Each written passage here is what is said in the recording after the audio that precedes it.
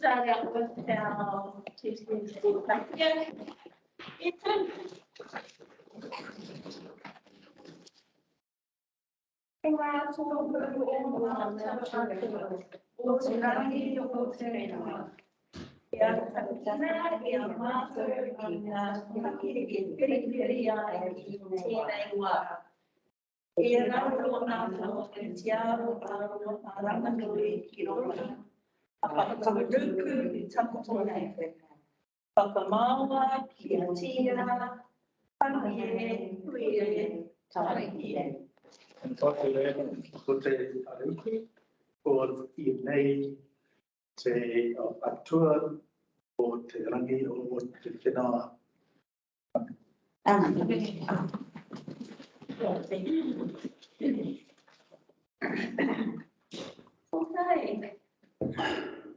Mr. Felicity, any opposed, please?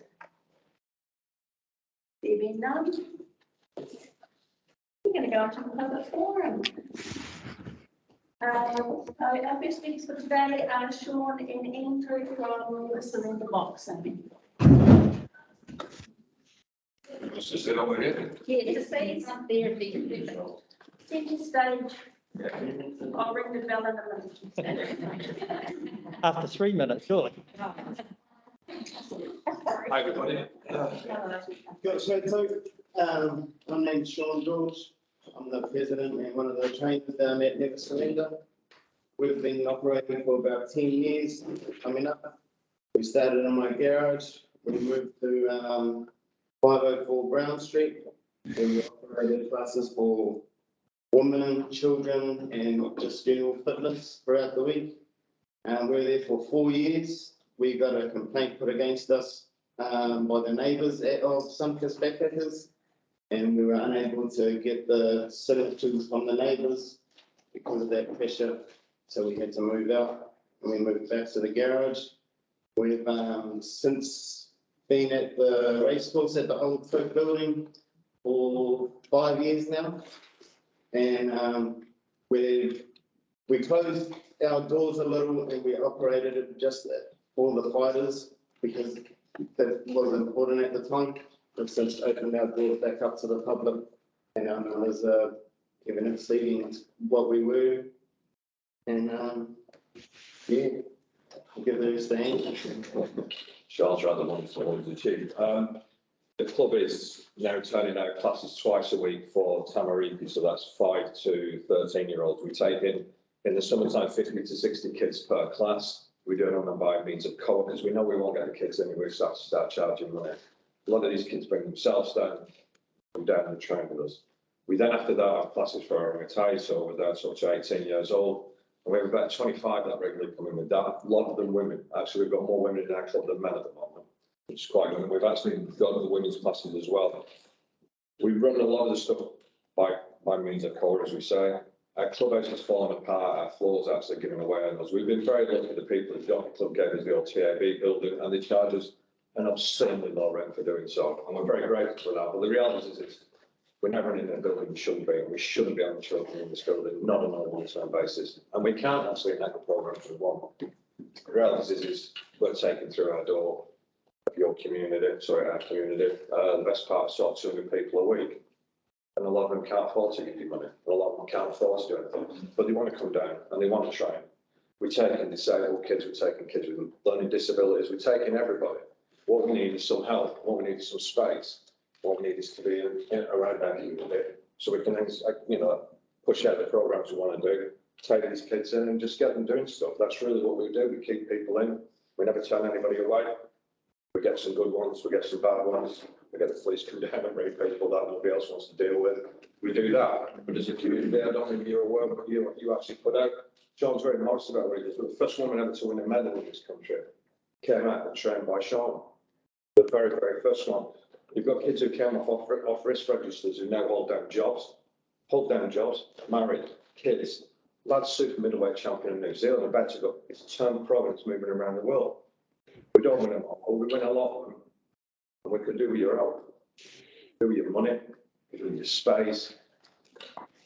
We could do with everything, but we really need some help. If you could help us keep open, that'd be pretty amazing for us, to be honest.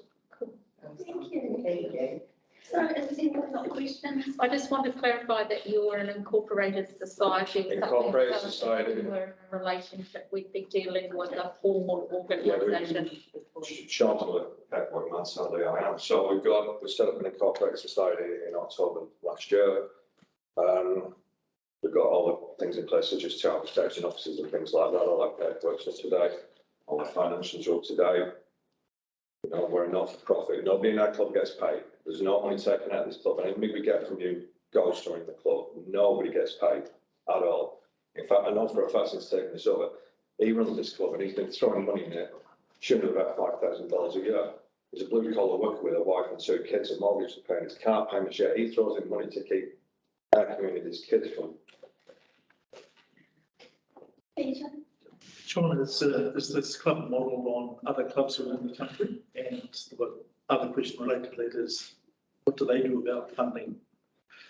The boxing scene isn't like a rugby scene where someone sort of overseeing and helping everything, because sort of left on their own a little bit. So no, we're not modelled on any other club, no. And I'm not aware. So a lot of boxing clubs operate out of businesses that are gyms, and so they do make money. So just to clarify, because I also read your email, thank you, Andrew, for sending that email through last week.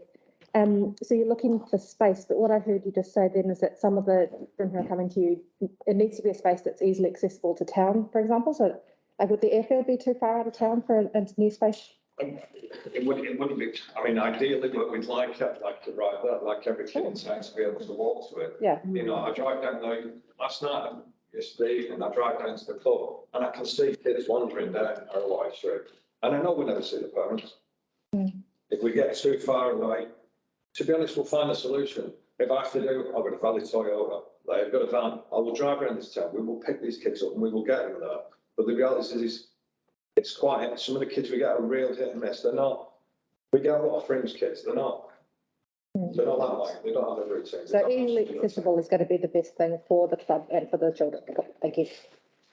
And just with the way that you've set up, presumably it would have to be something permanent. It's not something that you could be, you know, packing away and bringing out every. That's the issue with the club is I know, you know, since getting involved with this is you look at the holes that are already around here and the facilities that are already here. We look, let's put ourselves into something. Let's not try and create an issue for ourselves. The reality is this is for the club. There's just so much of our apparatus and equipment that has to be permanently fixed. It's not so, I mean, to take up and down the rentals, it's a day's work, you know, to put all the bags up and everything like that. You know, these to run a classroom, you've got to do 6 hours before. And what sort of approximate sort of square meterage? What have you got at the moment? Well, so what we've got at the moment is the old TNB building. So we've got a split mezzanine sort of scenario, haven't we? So we've probably got about, I would say probably about 250 square metres, 300 square metres. Okay. And that gives us what we want. It's a map, but it's a weird shape. Yeah. You got some up here, some up here, and some up there. And the rings up some. Yeah, this brings up to that record, and we haven't been able to get.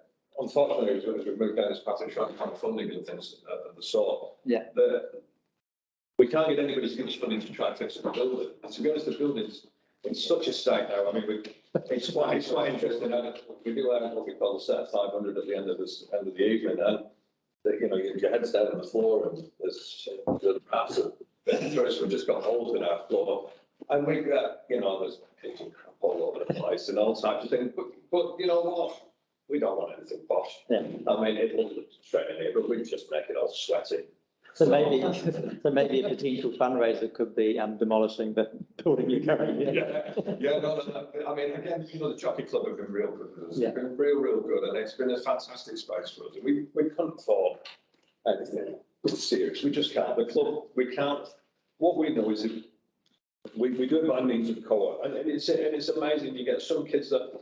I had a chap come up to me and give me $100 to pay for some fuel to take some kids to a boxing, and I know the geezer hasn't got any money. And I couldn't get, and I tried to give it back, and he wouldn't. There's some people who give, and there's others who we know. So we've got people who are unemployed, we've got people who are live on fine margins. If you turn up and say I want a gym, and your gym membership's $40 a week, yeah, it's gone. we get people down the club, and I do the treasury bit, see what I get, and I know there's some people there, and they struggle. So you can knock on them and say, look, it's $10 for the week, have you got it? Pop around there and say, give me some pumpkins or some tomatoes, I'm trying to do something. We're not profit people. Sean and Andrew, who have you talked to regarding funding? Oh. What do you mean, in the last 2 weeks since I got the offer? Well, everybody, pretty much everybody in this room got a message from me. Right, If you haven't, you'll be getting one. right. I've applied to, it's a lot of paper to, but I went to the CRGS fund, which is the Community Matters Fund. Because previously we got some money through from the Nardi Maroons to run a couple of sessions, and Yeah. that got us going to be able to put it on for the kids. Right, But that funding, they haven't applied again, so we've got no funding. So I've applied to them for some funding to assist us with keeping open. I've gone to the Grassroots Trust, which I did the final bit of submitting yesterday, but because of the time elapsed, it actually lapsed yesterday, so I'm going to resubmit it all. So I've gone to the Grassroots Trust to give us some money so we can buy just some equipment for the kids. We've been very lucky, we've got some private sponsorship from a guy called Matt Equal on his Pack and Save. Yeah, and that allowed us to buy some gloves. We've had some sponsorship from a lady called Amy, who's a real estate agent at Bayless, and that's helped us as well. okay. So, There are a lot of funders out there, and I'd like an opportunity to come and talk to you about oh it. yeah. So if I can do that, I'll. Oh, yeah, no, I mean, the other is the One Foundation, every single gambling trust there is, that ever got a gambling machine anywhere in the sniff of this area, I've got involved with. Yeah, there's a lot of Supporting volunteer my trusts as well. No, no, but I love it, no, seriously. Okay. No, it's only money. I'm there with me, and Cheryl, Rose has a card for you guys. She'd like to give the call as well. Rose is our area manager, so that's cool. Thank you so much, you guys. Yeah. And thanks to you guys for what you're doing for kids. Yeah. Good on you. Thanks very much, have a good day. Thank you. Andrew, Yes, ma'am. she's just gonna come. Thanks.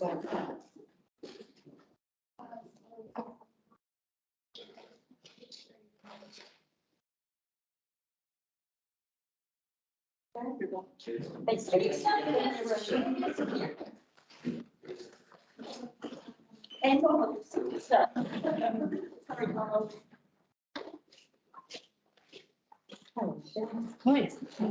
Nothing to see you. Oh, I guess you can't take the mask off if you can see. Funny sitting on the fence and not sharing this. Kia ora. Good morning, everyone. My name is Jess Kerrips, and I'm here to present the petition in support of Create the Vibe area. Actually, Gina has got it. I'm self-employed. My husband, we own a woman garden complex. And thank you for the opportunity to be able to speak here today. I also want to thank you, the Community Board, and the wider Thames TCDC for this initiative to brighten up our town. I've lived in Thames for over 25 years, and I think the development of this area has added heart and creative vibrancy, which is positive, and it hasn't really had that in the past. Courts Corner has traditionally been known as the centre of Thames. This development has added a sense of fun and vibrancy to the centre, which I guess is what you guys are going for. I'm aware that a petition against this area on Mary Street was presented with over 600 signatures last month. I read the article in the paper and I thought, well, I'm sure that there must also be people who support this idea. And so with the help of local businesses, TCA Gym, Sterling Sports, and the Food for Thought Cafe, and friends, we have 100 signatures to present to you in support of Create the Vibe area. We would like it to become a permanent fixture. Sure, this area has changed vehicle access routes through Mary Street, but it has also created a pedestrian-friendly area right in the heart of Thames. I think there may be a couple of things that aren't out yet. It's going forward, but on the whole, the initiative is a positive step forward for our town. Coupled with the injection of colour through many pieces of amazing artwork. It's indeed positive and a way of perhaps enticing more folk to our town. Also showcased the amazing talents of Rick and Kylie, Rick Fisher and Kylie. I think these artworks have helped create a real atmosphere in Thames. The Rainbow Steps, Jacob's Ladder and the bollards on Brown Street, I know they've been here for a while, but just looking around the wider area and even the artwork on the St John's going up Terry Road, you know, it all seems to bring a connection to the town, and it seems to tie in with heart and soul and connection to the wider community. What you've done is to create a place for not just cars, but for pedestrians as well, to sit, enjoy coffee, have lunch, meet friends, or whatever, you know. And these sorts of initiatives will become increasingly more important as we move towards less congestion on our roads and more community-centred public spaces. This area, if it becomes permanent, will continue to gain in popularity and utility. And it can evolve as usage increases to provide children-friendly areas, trees, entertainment, perhaps a venue for a night market. We've had that suggestion given from a few times. It is, I believe, a positive step forward for our town and will hopefully also attract different demographics to choose Thames. So once again, thank you for your time. I've been encouraged by comments I received from people in these last few weeks. And so I encourage and commend you to keep moving forward in your conversations and your planning to continue the vibe here in Thames. Thank you. Do you want to say something, Donald? Yes, thank you. I'm Donald Sings, John, I'm a consultant planner and surveyor in Thames. I have lived in Thames for 28 years. I have frequently been particularly for council over the years, on the issues of Holland Street and the way it works. So I want to endorse, I am one of the secretaries to the petition. I want to endorse what Shaz has said and also have add some notes. I wrote them very briefly and I'll leave the copy for the minutes.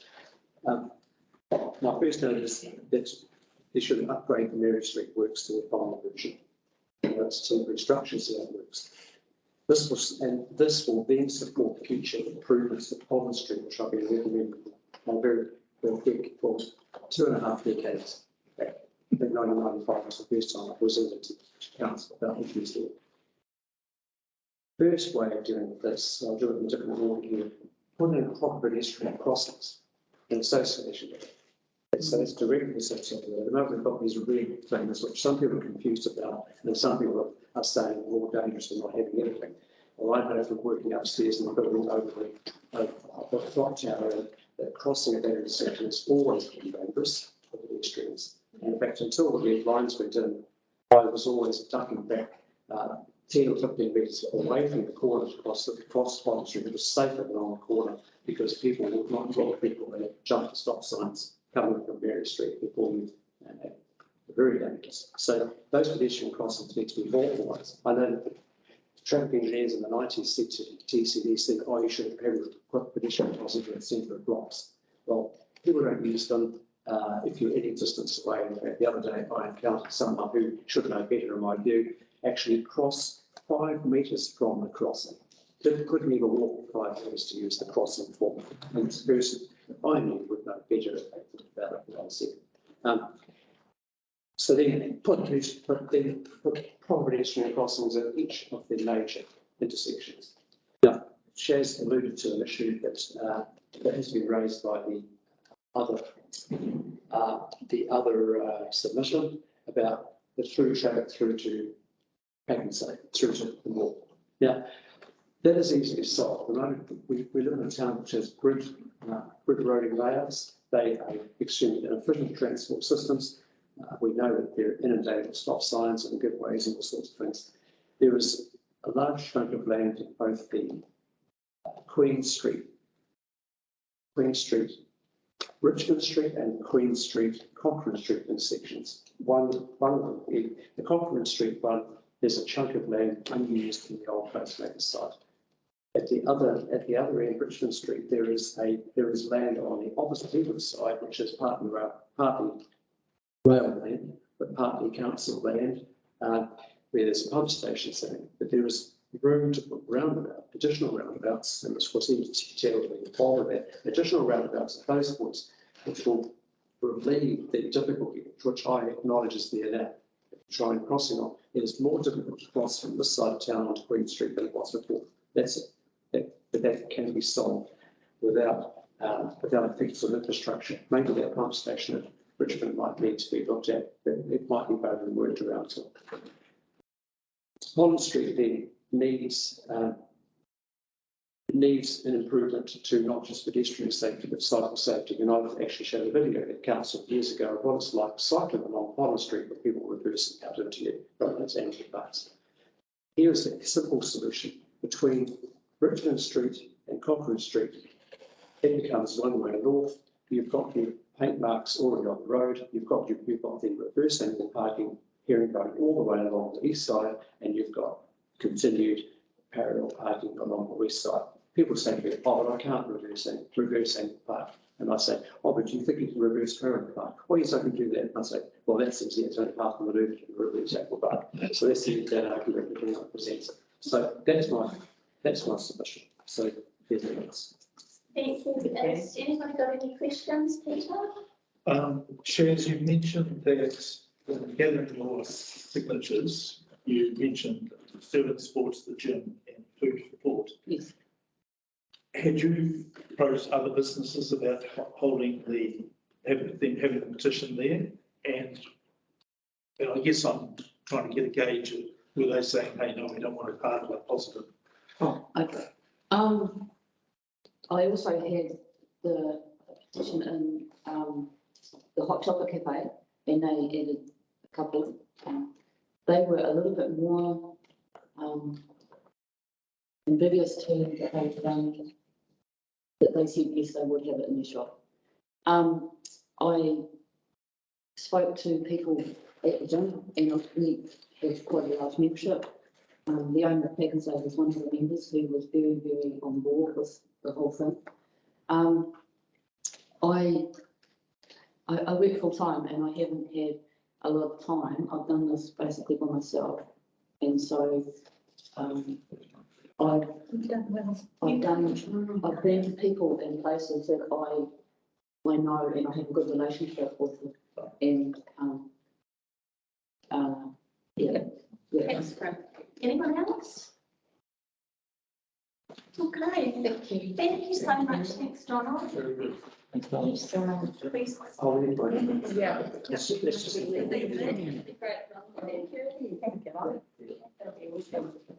Thank you. Thanks very much. Thank you. Have a nice day. Vicky. All right, we're going to move on to Sue. If you'd like to come up, Kelly. So Sue,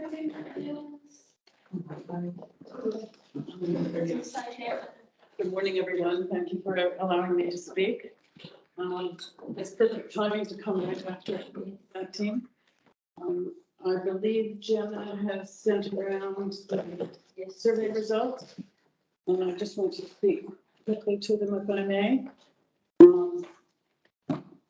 Let's just speak to the questions, which are, they're very simple questions. It was a very simple survey. It was not scientific. We didn't have time to pull anything faster together. But it's interesting. The results are really interesting because the first week that the survey ran, there were a great many more against Vibe than there were in the second week. So it's 50%, 57% didn't feel it was a success, where 43% did. And a huge number wanted to remain. who did believe it was a success in spite of all the problems with COVID, et cetera.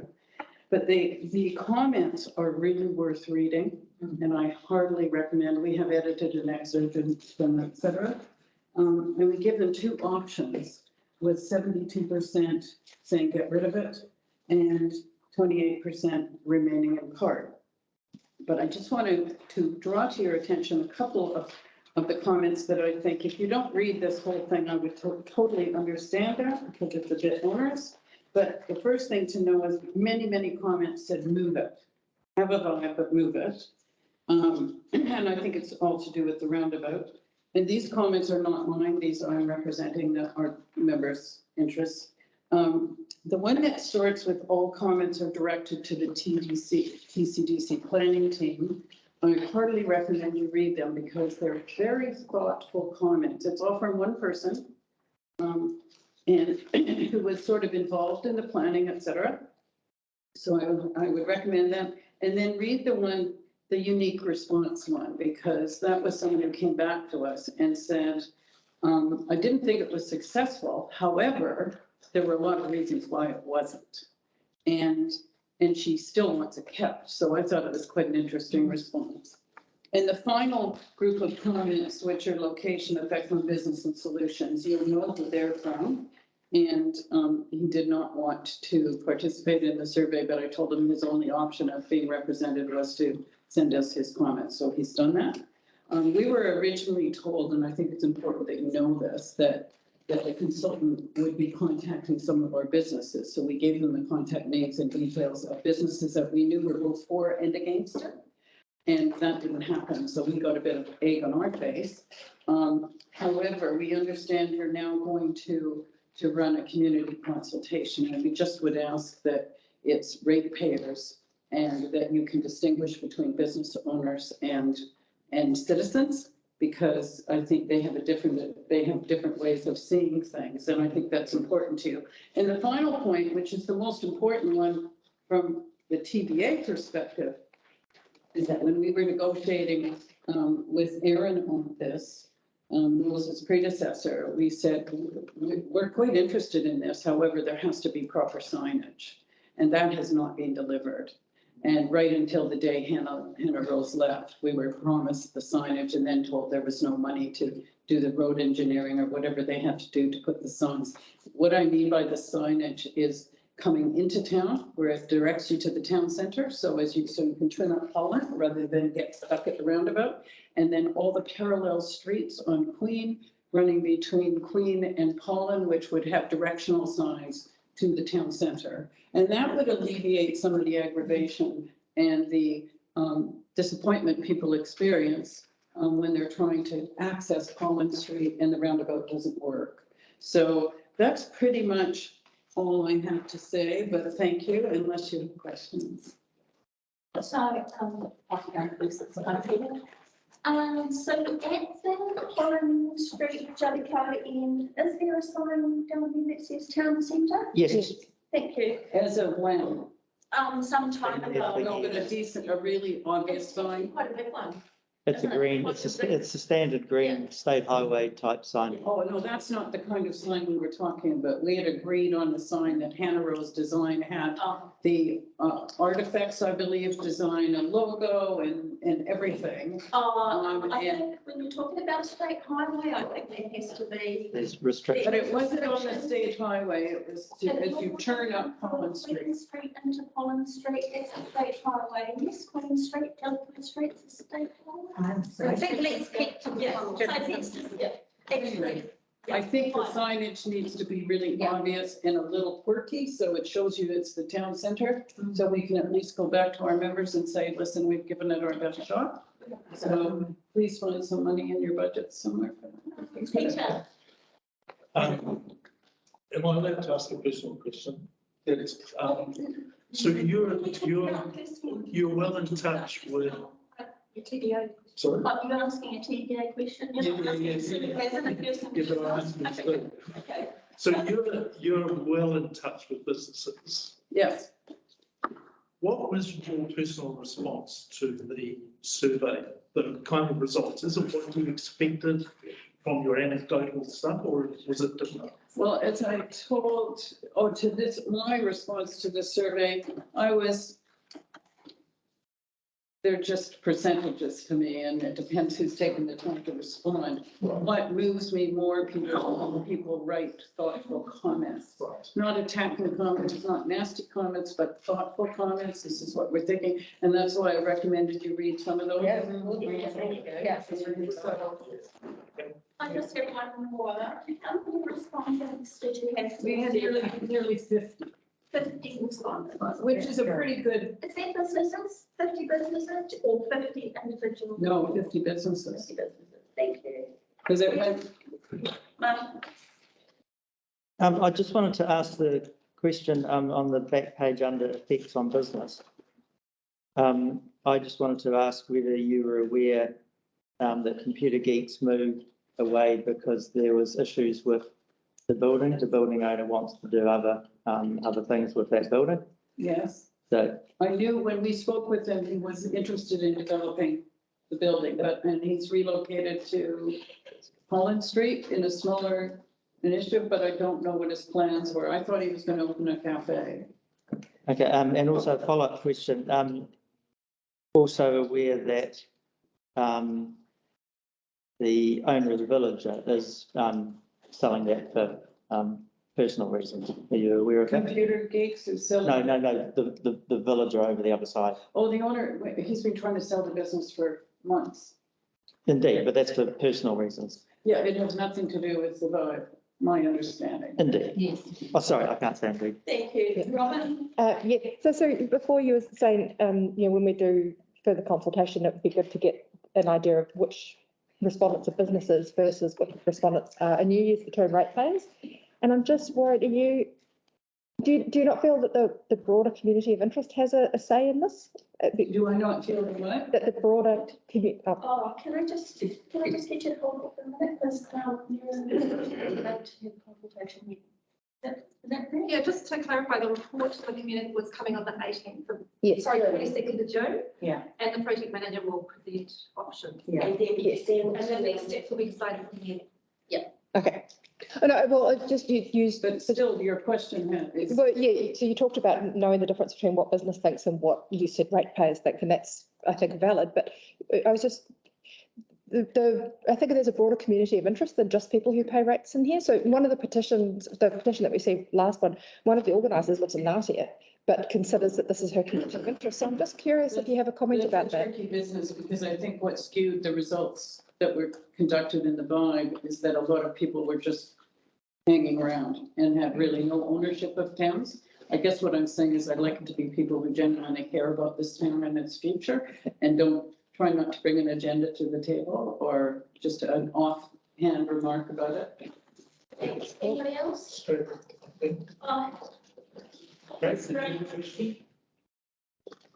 on mute. Okay, no. Thank you so much.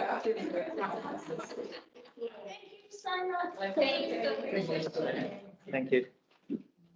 All right, so we're going to move on to. Yeah.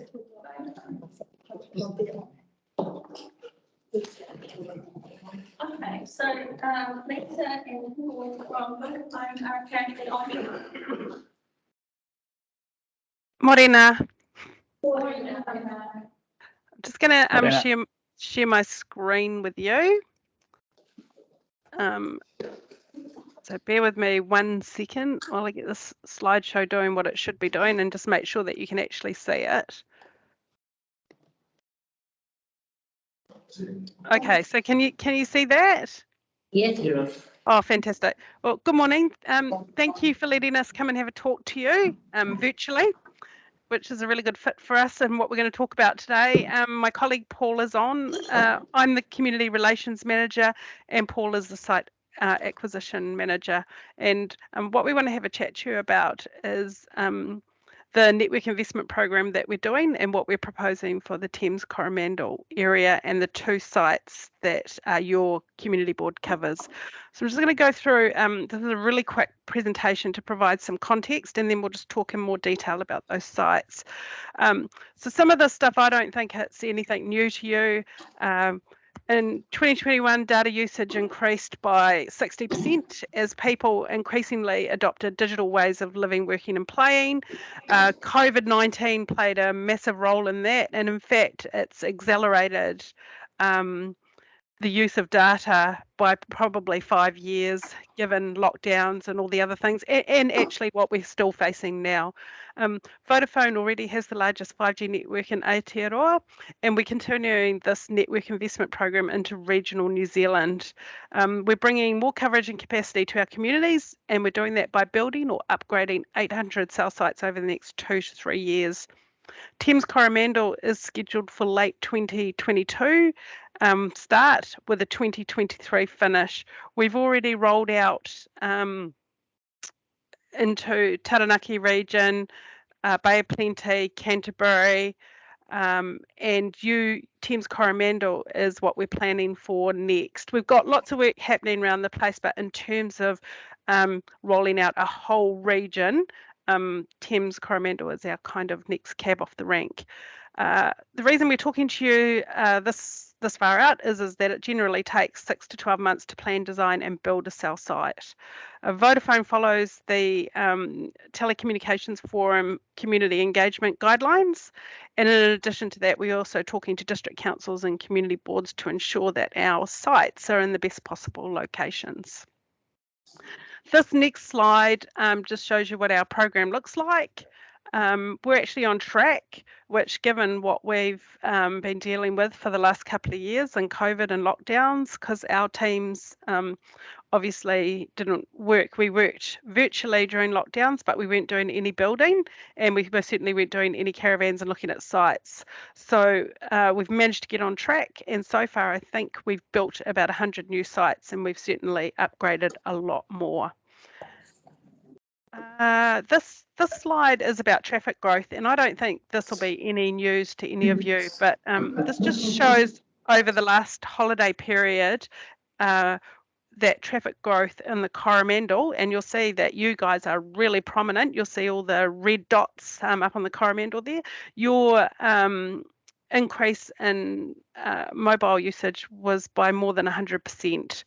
So that obviously really stretched the capacity of the existing sites we've got there, and it really is a reason why we're wanting to get in and deal with some of the capacity issues in the Coromandel. We have coverage issues, without a doubt, given your geography and topography, but the biggest issue is actually the capacity of our existing sites. So that's an interesting slide. So the locations for the Thames Coromandel region are Kopu, Thames, which are the 2 sites we're going to talk to you about. We're also looking at new sites in Quay, Coromandel Town, Whitianga, Tairoa, Pawanui and Whangamata. So I'm just going to introduce Paul now, and we'll just talk through Kopu and Thames. Morning everyone. So we're looking for a new site in the sort of southern part of the township, on the way up to the by the Jockey Club. Spark recently have built a site there. If you look at those 2 coverage maps, orange is good coverage, yellow is bad. So the map on the left shows currently our coverage in the Thames Township, and the one on the right shows a prediction of if we were to install a new site where we're looking. So the idea is to provide coverage to that southern business and new residential areas. If you go to the next slide, Lisa. The other site area we're looking at is at Kopu, at the bridge at the intersection in the industrial area. Again, slide on the left shows our current coverage, which is pretty much nothing. And slide on the right shows what we're predicting if we can put a new site into that area. Thank you, sir. So this is I don't know how well you can see that. This sort of I was trying to show we've only currently got really 1 site serving the Thames Township at the hospital. So the red boxes are the search areas our IF engineers have given us as an ideal location that they think would be to put the new infrastructure. So for Thames South, we had sort of 2 areas we were looking, which was along that commercial area, along the highway into town, and around the sort of around the Jockey Club, Karanga Valley entrance. And then Kopu, it sort of crosses the river there. We also looked at a Spark co-location there. There's an existing Spark tower on the western side of the river. So we're looking at that one, and then also in the industrial area. This is a sort of a closer view. We've had a good look around the Thames search areas, and we've been working quite closely with the Jockey Club. We've investigated a few options with them. Their preference is for us to have that infrastructure down by where Spark is. We've also looked at whether we could use the existing Spark tower, but unfortunately, with the equipment they've already installed and their future upgrade plans, that tower is going to be at capacity. So it does require building another one. We've also looked at options to put in the road, but I think the Jockey Club are quite keen to work with us. They'd get a rental from the lease and provide some sort of long-term benefit to them. On the other side, we also looked at a couple of commercial properties, but when we got on the ground, the RF engineers sort of preferred going closer to the residential areas, which where the majority of the customers they're trying to target are. Next slide is the Kopu region. We're a little less advanced with this one. We only recently sort of have started looking. So we've initially identified a couple of private landowners that are interested in talking to us, both in the industrial area and on the other side of the river, and also just some options that we could locate the infrastructure in the road corridors. Yeah. So we still need to go and hit the ground there and have a look with the whole team and talk further with the landowners, but I don't think we're going to have any issue finding a location in that region, in that area. Okay. Yeah.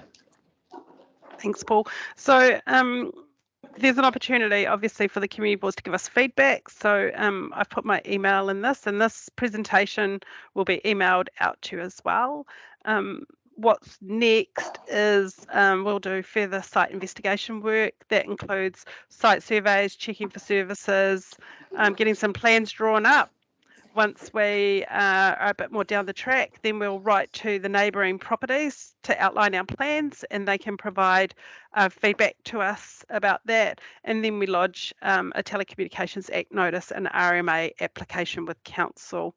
And that sounds all very quick, but it's not very quick. We're talking about, taking a little while to do some of this work. I think just the probably unique thing in Thames to the rest of the district is we're more likely to be having a private lease with private landowners in both those areas than lodging a Telecommunications Act notice. That's the process we follow if we want to install in the road.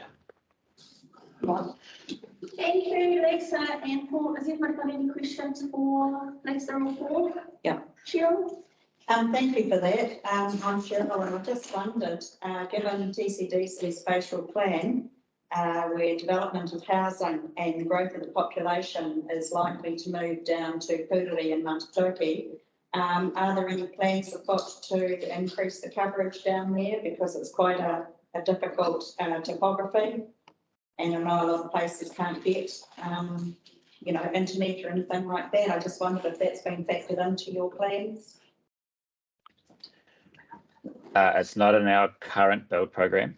I know RCG, which is the Rural Connectivity Group, are also working in the area, and they're generally targeting sort of rural areas. But I think, unfortunately, we're always a little bit playing catch up, as Lisa said, with the demand growth. It's almost trying to keep up with meeting current demand, but also to get the capital investment to also then try and preempt future demand is the challenge at the moment. But we can, I can take that back to our planning team and let them know if that's the plan, and make sure they're aware of that. That'll be good, thanks. Thanks. Anybody else? Strat, I see your hand up. Can you put your video, can you unmute? Strat, can you unmute? Yep, I'm unmuted. Look, just is the plans for these locations and installations, are they inclusive of other providers? You know, like, do you work with other providers to be able to link in with your towers or your capacities? Where we can co-locate, we absolutely do. So Right. I think Paul, I'll get Paul to answer because I did mention Spark. Right. The site at the Jockey Club, if I'm correct, we did talk to Spark already, and there isn't an opportunity to co-locate there because the equipment they've already got there is at capacity. So we need to build our own site. I see. So other providers like 2 Degrees, just as an example. Yeah. Do you co-locate with them or? Where we can, we do. Our different network plans don't always align with other telco providers. They may have other strategic objectives, but where we can absolutely, where we can co-locate, we absolutely do. It's just a cost efficiency as well. Okay, and just one other question is the location at the racecourse site, for example. Are you cognizant of any future development in that high area that could be possible? Not now, but you know, in the next 5-6 years, you never know. And it is a site that could be possibly developed.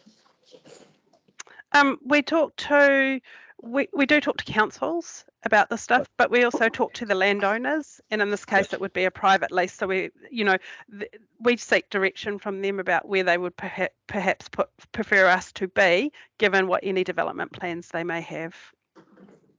Right. So, yep. Okay. No, well, I mean, you answered my question, so that's fine. Thank you. Yep. You're welcome. Yeah, I just have one question. So I know that with 5G gear, yes, it can transmit more data, but over a shorter distance. I'm assuming that there'd only be 5G on these towers, or will they be a mix of the older technology as well? Paul, my understanding is 5G capability. Okay, thank you. All right, thanks Lisa and Paul. Very interesting. I do believe we're going to get that presentation. Yes, it'll be sent. Yep. Thank you. I'll send it through. Thank you. Thanks for your time. We appreciate it. Have a nice day. You too. Let's move on. Porritt, want to come forward? I'll get part now.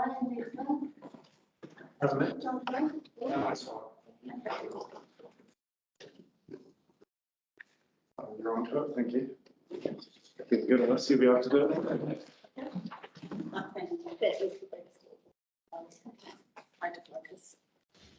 Okay, kia ora, and thank you for allowing me the time to just to give an update on what we're up to. So when COVID hit, the central government announced funds for the different regional tourism organisations to apply for throughout New Zealand, which we were successful in doing. One of the major components that they wanted us to focus on, and Minister Stuart Nash keeps reiterating, is that destination management plans are crucial for the future of our regions and the way that funding will be allocated going forward to different types of projects.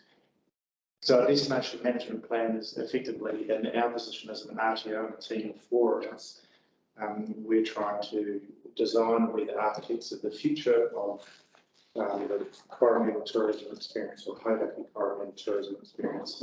We could jump to the next slide, please. Yeah, so that just explains again that we're designing this process in consultation with the community, ideally starting with Mount Whenua, although that's going to be a very long and enduring process, which we're appreciative of and ready for, and also all our local residents and ratepayers. But what we're also doing will be consulting or engaging where possible with the visitor community, because a lot of people have feel like Hauraki Karaman was there too long, even if they live in Ponsonby or wherever. Next slide, please. So to date, we have done 2 lots of surveys, a business survey and a community survey. We've had a fairly good response. Once we get through more of the consultation with communities, we will then go back out to communities for further surveys on the particular projects that or themes that have come out, because understandably we can't achieve everything. So we will have a focus. We are doing quantitative and qualitative, so there's this statistic on the screen with respect to the coromandel perception being good for your soul. Not being biased, but it is one of the strongest brands throughout the country in terms of their association with the region. I am being biased, let's be honest. So this is just some of the feedback that's come through from the community surveys so far. And what's been strong and the themes that have come out already is care for our environment. And I went back and actually read the founding document for Tourism Coromandel, which is now 30 years old. And the same things come out. And it's kind of almost a little bit alarming and a little bit scary at how far have we come in that 30 years. And even for us in the tourism machine, what has been our focus. This is what we're coming out to the communities to say, and including councils, what should be our focus going forward. So, you know, you've got things like waste management, infrastructure, sustainability, that are pretty chunky and big projects. And I guess part of that with the DP going forward, and as we evolve into a destination management team, we are facilitators of this plan. It's not like we're going to be building bridges and so on. Next slide, please. Again, this is just reiterating some of the themes again. So natural environment, champions of sustainability, great place to live, and so on and so forth. This is just one of 16 projects that was kicked off from the government funding. One of them, some of you might be aware, there's been some comms come out recently about the sustainability program that we're also doing. We have 3 key focuses there, so carbon-free, waste-free and predator-free. That's something that we're trying to get the whole of the tourism industry on board with. We've got an allocation of 200 spots where these businesses can have a funded session with a professional sustainability consultant for 3 hours, and he'll pick up the low-hanging fruit for them to help hopefully save costs and improve our backyard and hopefully our reputation as well. So we had 6 in the pilot last year. Sorry, I'm digressing a little bit, but it is important. We had 6 in the pilot last year, and one example to kick off our waste-free initiative is trying to get people to stop using single-use coffee cups. So one of the cafes that was involved, or bakery in Tairua, they, through the process they went through, they identified that they went through 3,000 coffee cups a week. We worked that out by the amount of cafes, bakeries, whatever, in the different communities, and then times that by Hauraki Coromandel, you're looking at just 5 million single-use coffee cups. It just comes back to good habits, really. But we've made this program super simple. So we're just asking people to use a key cup or diner. And so that's for waste free, and that's just to get the consciousness around our behaviour. The other one is carbon free, and the consultants highly recommended that we're just switching off, get into it like our grandparents did, or we did as kids, or whatever, that we're switching off all the lights, switching off all the electronics, because 7% of our energy goes into using a standby mode when you all that sort of stuff.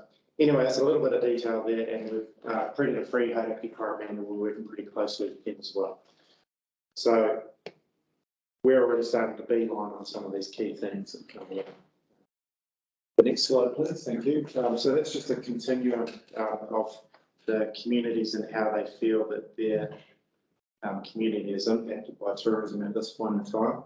And I guess this doesn't show that if this is on a full-on spectrum, this is just one segment of it that is actually more towards a positive end.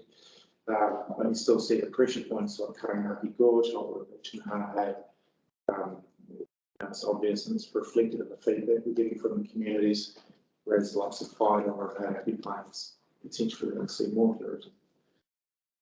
Next steps, next slide, please. So we will be doing more localised community workshops and more focus groups as well. Obviously, I've been around some of the other community boards doing this, and Mercury Bay have actually asked whether they can follow up with their community board with me, and we can specifically with the community board where you can provide feedback as well. So we're just open door policy will make it work, and if you guys want to do something similar, we discussed at a later date. If you'd like to, more than happy to. It's interesting hearing what's going on this morning as well. Challenging times for you guys. That was the last slide. Yeah, things on signage that were raised this morning and the create the vibe and so on. It's potentially could be key things that come out specifically for this community. Exactly. Next, anyone have a question for Hadley? Peter. It's kind of, but are you aware of the New Zealand company that uses edible coffee cups?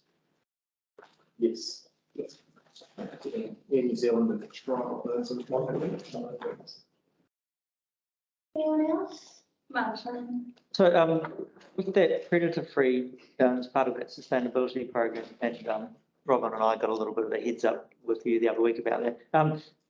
I was trying to remember, is that likely to include any sort of, and I can't remember the name for it, is it like, is it ecotourism where people might get the opportunity to come and visit and do any of that sort of work?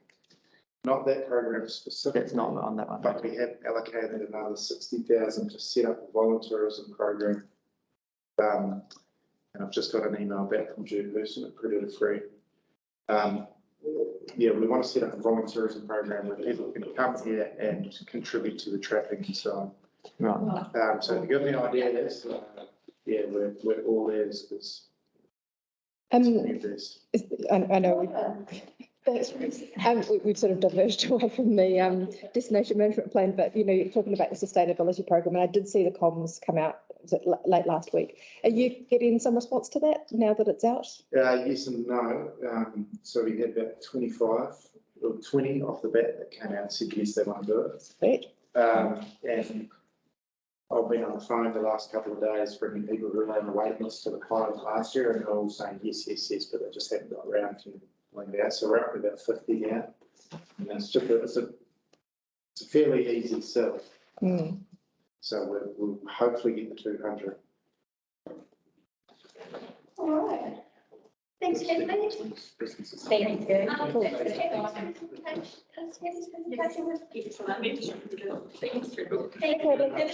Thank you. Let's move on to.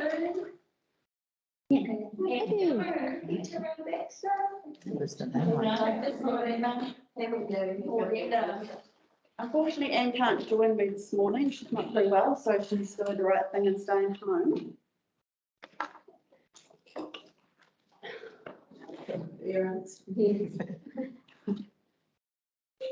For those of you I've had the pleasure of meeting, my name is Peter Rebecca.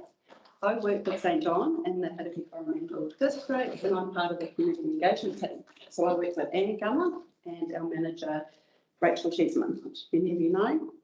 This morning, I'd like to give you a brief update on the great work that St John is doing in the community house space throughout the Hauraki Environmental, but more specifically the Thames. First, a little bit of context as to where our team fits within St John. So, as you know, St John runs the frontline ambulance service, but increasingly St John is taking on a significant role meeting the broader health needs in our community through the delivery of a range of community health programs. So this is where our community engagement team sits. We work as a connector between the communities and with the 8 area committees throughout the Hauraki Coromandel and connect them with St John at a national level. So overall, our aim is to support the delivery of effective and equitable health programs throughout our communities. Okay, so now I'd like to share with you some of the relatively new health initiatives that are going on in the area. First is Weaving Wellbeing. Weaving Wellbeing is a course that is run in the primary schools. It teaches mental wellbeing, resilience, skills to the tamariki aged 11 to 12 years old. Parawai School in Thames has just finished a 10-week course in 3 of their classrooms, and now Monetary School has started a course in term 2. For older teenagers aged 14 to 18 years, we have a new program called Kopu Te Pita Mata, which teaches rangatahi leadership skills. They come out of it with a first aid level 1 certificate. It teaches them teamwork and effective communication. So it's a 4-day course, and it has an additional 2-day follow-up course which reinforces what they have learned. So Kopu Te Pita Mata is delivered in partnership with other organisations. It has a strong Te Ao Māori perspective. Waihe are really fortunate to have received funding to hold a course in August, and we're currently in the process of getting youth organisations together to ensure we get rangatahi on the course who will most benefit from the opportunity. St John Thames is holding their 4th free mental health first aid course in Thames on Wednesday the 3rd of August. It's a 1-day course designed to help people in the community to build their own mental fitness, as well as being able to assist friends, whānau and workmates experiencing mental distress. You may have heard of therapy pets, more commonly known for their mahi in hospitals, rehabilitation units and rest times. In Thames, we're in the process of setting up Therapy Pets reading program for children, and that'll be run out of the Thames Library. There are many advantages to involving a dog in remedial reading program, including reducing tamariki's anxiety levels about reading, and it turns it into a fun, informal and less intimidating experience for them. So we're really hopeful to get that up and running very shortly. The Thames Health Shuttle service is now coordinated across the district, and it's all linked in with an 0800 number. So we're currently doing a review on that service to see if we can better serve the community. There is a survey out now, and I would like to email that out to you with a little bit of information about what I've talked about today to see if you're keen on completing that and sending it in. And we want to get all perspective and everyone's views throughout the district. So that's what I wanted to share with you today. Yeah, any questions? Martin? So with the health shuffle, it's shuffle, isn't it? Shuffle. The health shuffle. So how does that sort of tie in at all with the connector? Because I know there's probably people taking the connector to make the health appointments and things. Is there possible some sort of tie-in, or is it a completely separate? It's a completely different service. We do have a community mobility van that can be used to help assist people to get to social engagements. But no, it's not run in conjunction with the Thames Centre. Right. Okay. Can I just ask you, just if we have a community mobility van, is it St John's? Yeah. Yeah. We've got a replacement one on the way, so it'll be a blessing for that new vehicle very shortly. So that has a hoist in the back. That's good. Any other questions? Any questions? No. Thank you. Excellent. Yeah, I appreciate your time. Thank you very much.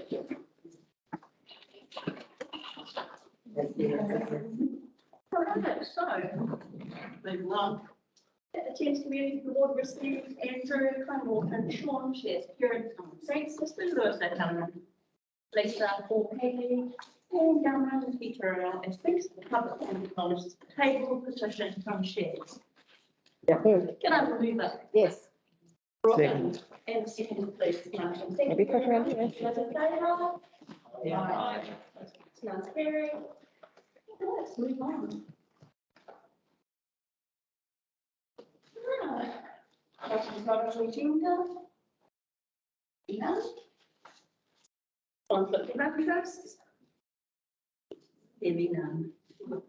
Minutes of confirmation, can I remove yes, please? Yeah. Cheryl? Yes. Heather? Thank you. That's very good, Chair, just not a change. To refer to Deputy Chair rather than Deputy Board Member, the and the apologies. Thanks. Can we take our masks off now? Yes. Okay.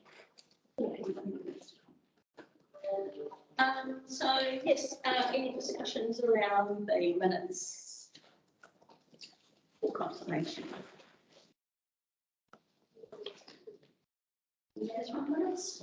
I think so. Okay, well, we all in favour? Right. Against none. Carried. Right, so now we're going on to 2.1, which is Thames Community Board submission of the draft annual plan. That the Thames Community Board receives the.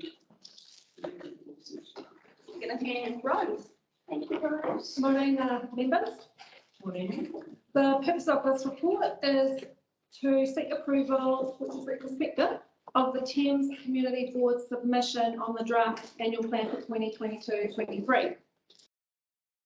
The public consultation period for the annual plan, draft annual plan, was from the 11th of March to the 11th of April. And a submission was prepared and circulated to you all, and then on behalf of you, I submitted it on the 11th of April. Comments in the submission and attachment 1 to the report include matter around land purchase, comments about the Thames Connector bus, and also the removal of the old skate park at Taipari Park.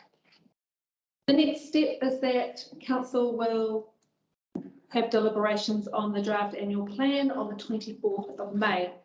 So the recommendation today is that Thames Community Board confirms retrospective approval of attachment A to the report as the Thames Community Board submission on the draft annual plan for 22-23.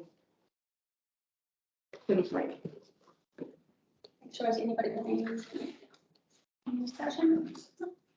We're going to move that and second it, please. Yeah. Cheryl. All those in favour? Aye. Aye. No, carried. Thank you. All right, and we'll move on to 3.1, which is the Porritt Park update. I think we've got Derek Johnston.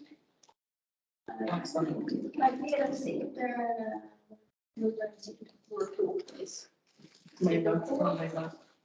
Cheryl.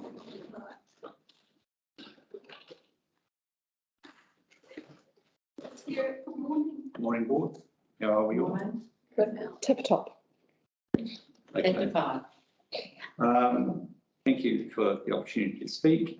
This is just an update on the Porritt Park project, bringing it to the board officially and identifying what things are underway. The steering group is meeting, and for refreshing, the steering group is made up of elected members, Ravel and Christie, myself, member of the representative of the donor, Future Landscapes, and also the Thames Business Association. So we've met, we had an iwi on site and got their initial assent. Obviously, they're now not part of the steering group, now part of the project. Land ownership has been confirmed, and it's a very small portion of Porritt Park that is not in council ownership, but will be handed over as a treaty settlement, but that can be included as part of this project. And that's been set aside initially as like a meeting area, flags, natural play area. So there is attached, and you'll see that on the draft design overview. That's been created by Future Landscapes. So an outside agency, but it's been included in this report. And it identifies where the rough layout will be. For instance, they're indicating that some of the senior play equipment will actually end up in where the skate park is, and possibly in a large skate park. It's identifying where the changing places toilet facility will go. It's as an adjournment to the existing toilet. And it's just got a rough layout in terms of separation between junior and toddler play and natural play areas as well.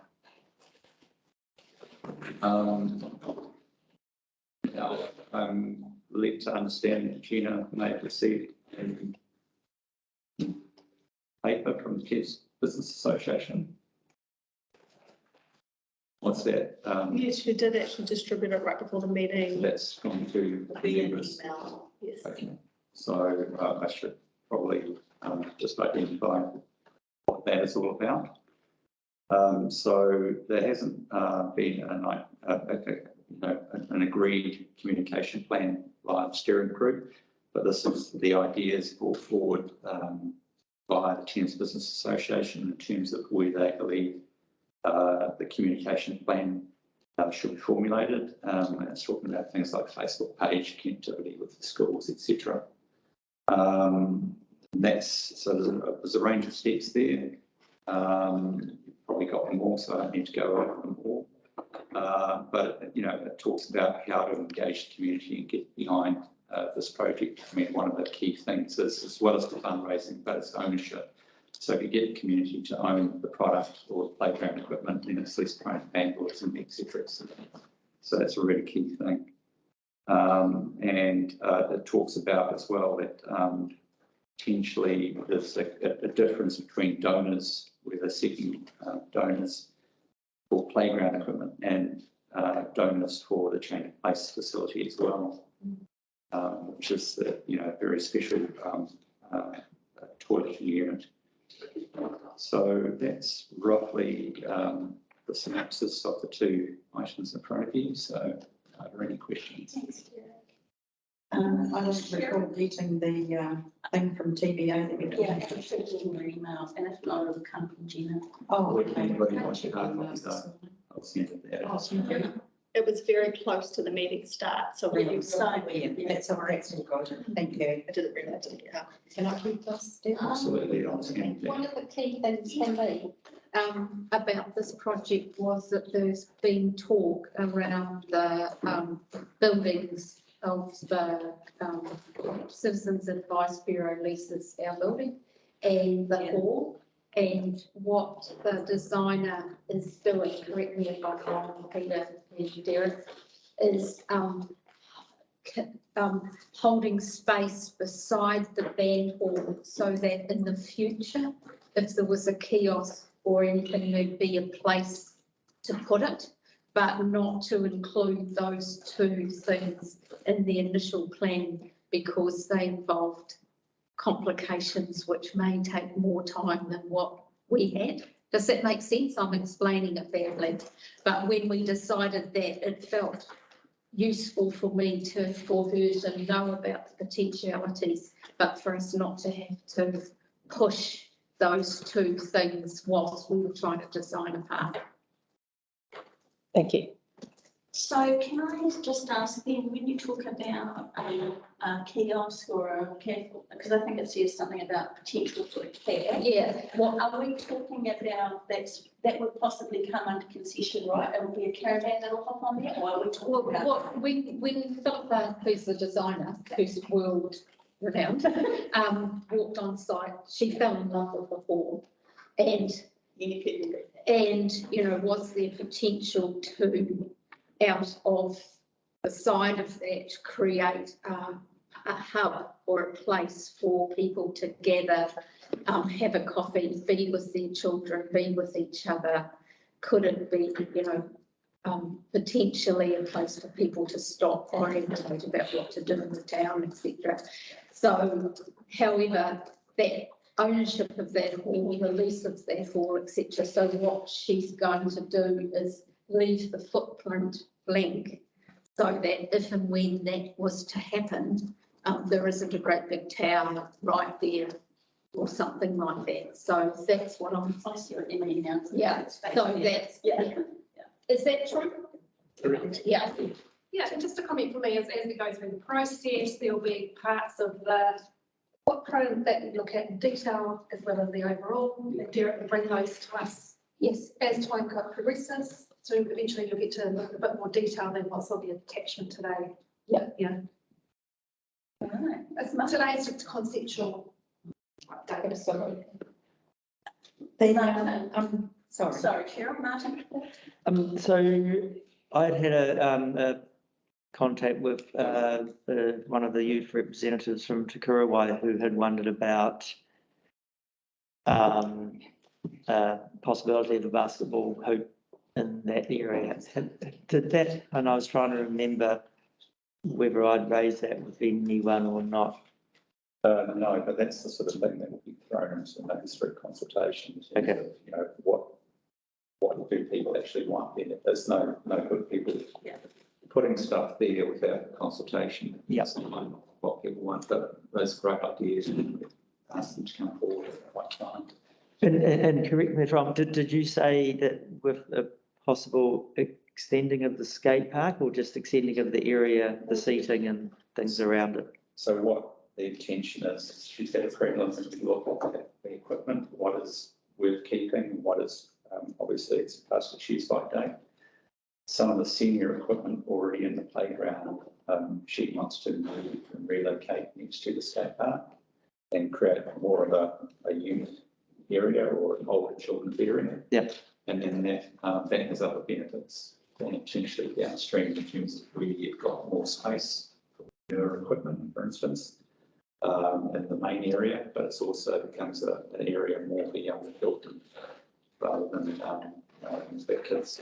Yes. Okay, thank you.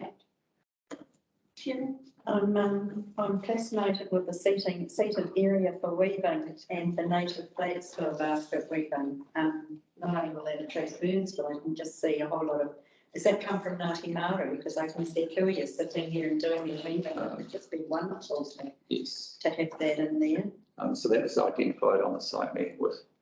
Right, that's so awesome. It was probably, I think, initially proposed by Philippa from Future Landscapes. And that is the area that is not actually council owned. It's leased from Kiwi Rail at the moment. Oh, okay. So in terms of we don't have the freehold of that. Yeah, I think that's wonderful. I love it.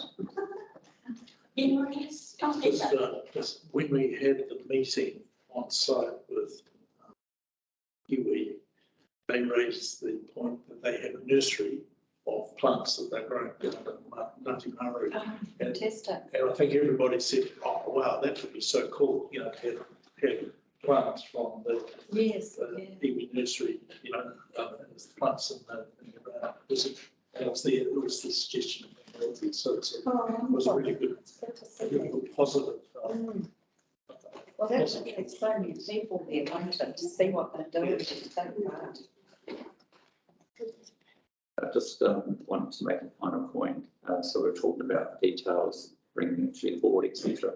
Just be aware that the time delays of writing paper can into the audit cycle, etc. So things move on. So this is obviously a snapshot in time. Several weeks ago. So. Wonderful. All right. Thank you. And Derek, thank you for the work. Yes. It's really good, really important. So I think you guys are doing a lot. Seriously. Derek, thank you so much. All right, so now. It looks like Strat has a question, Mary. Does he have Any it? other questions, Strat? Unmute. Unmute. I just thank the team, Derek and everybody involved with that project. And, you know, it's just so awesome to see happening. So it's great. Yep. Cool. Thank you. Thank you. Okay, Helen, so, please. Okay. Yes. All right. 4.1, moving on to property and facilities. Nicole Neal, is she here? Renee, Morning, Nicole. You're on mute. Can you unmute, please? Okay, good morning. Morning. I take the report as read and just answer any questions if you have any. So, yes, does anyone have any questions? My question is purely, I read this late at night. I don't think I fully understood. So just in terms of this in relationship to future development of the marina, it's all connected. It won't affect each other and it's in flow. Is it aligned? That's what I want to know. Yes, as I understand it, the Kopu precinct is working with the leeches, so it's all working intertwined, yes.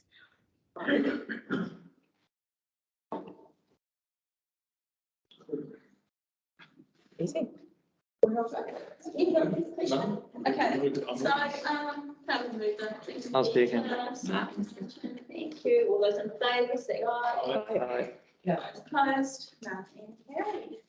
Thank you. Thanks, Thank you, Nicole. Nicole. Have a nice day. Yes, you too. Thank you. Okay. 5.1, review to Thames Community Board work programs and voting. Like to confirm, I'm not on mute. Sorry. Was it- How do we mute you?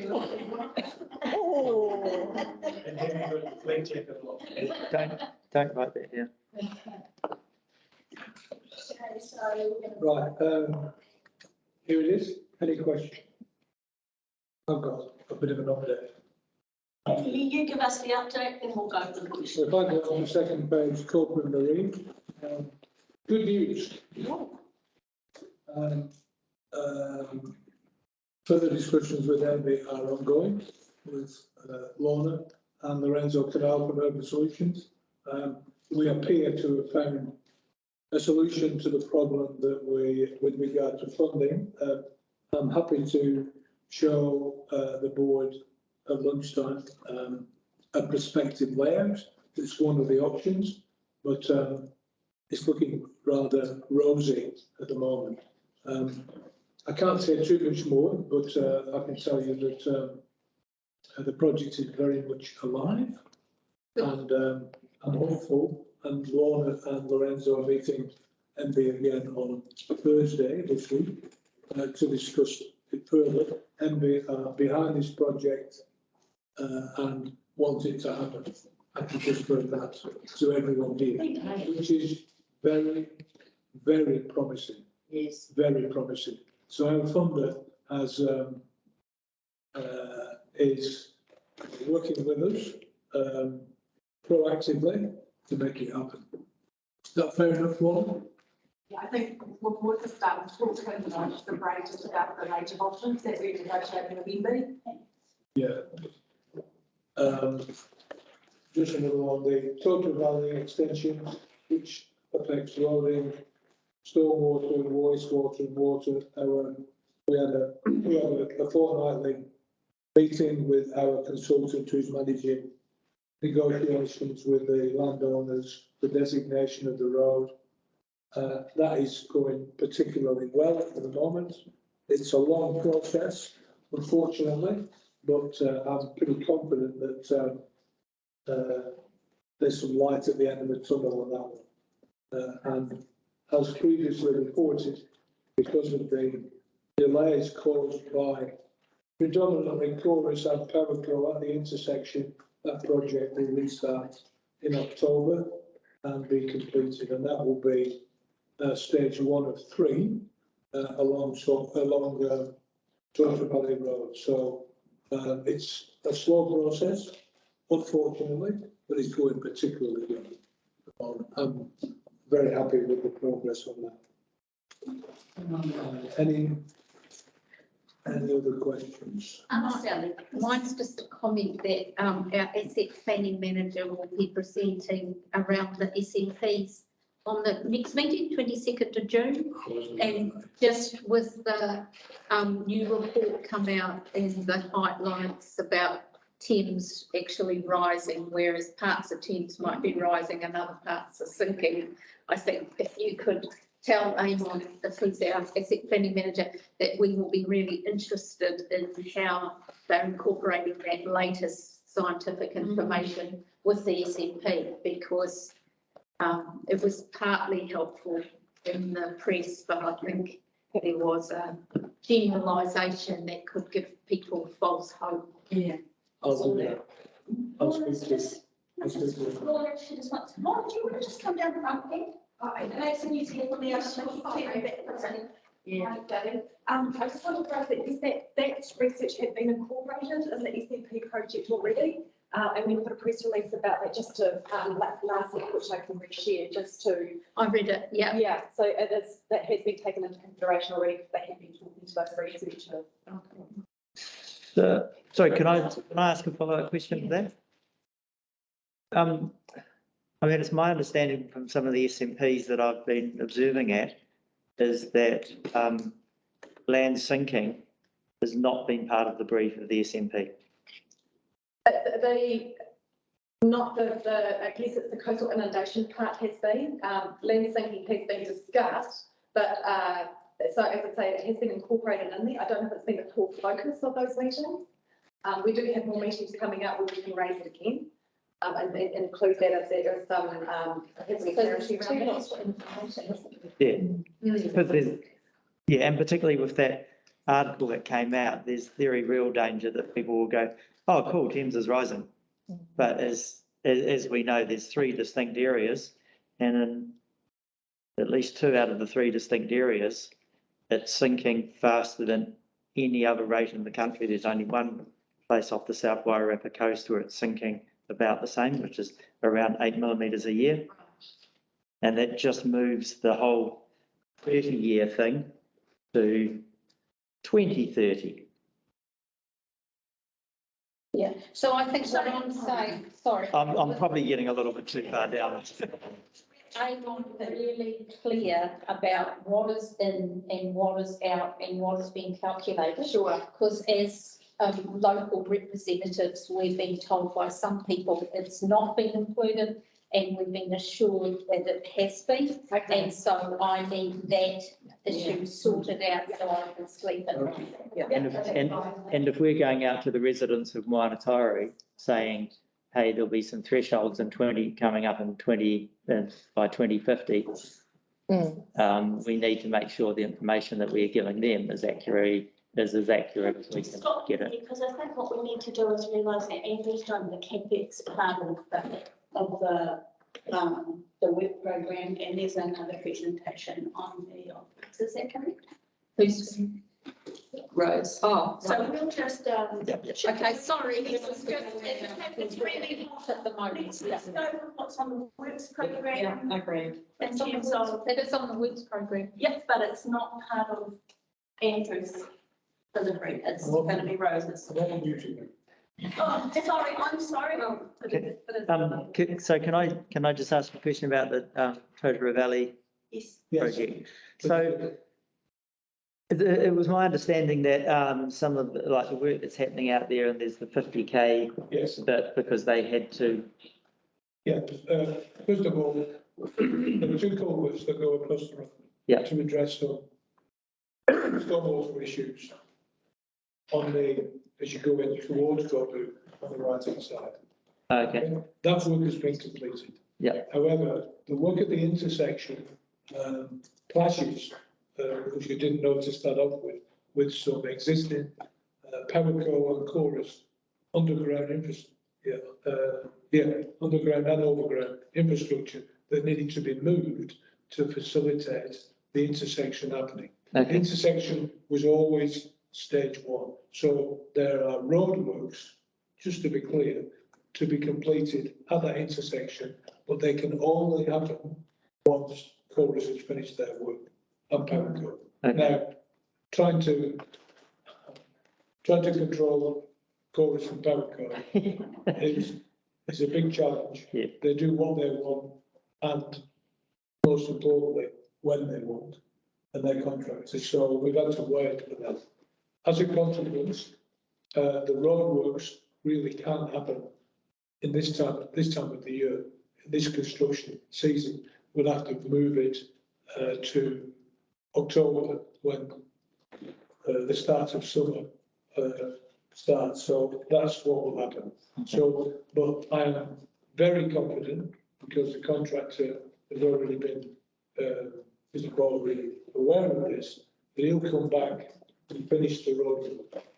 Okay, at the intersection. Okay, so the current bit where they dug the trench, and there's some asphalt across there, and there's the 50K the cones and all the rest of it. Are we saying that's staying till October? Yes. Is there a danger that if you have something that's coned and a speed restriction for months and months and months, that people just start ignoring it? I think they have already.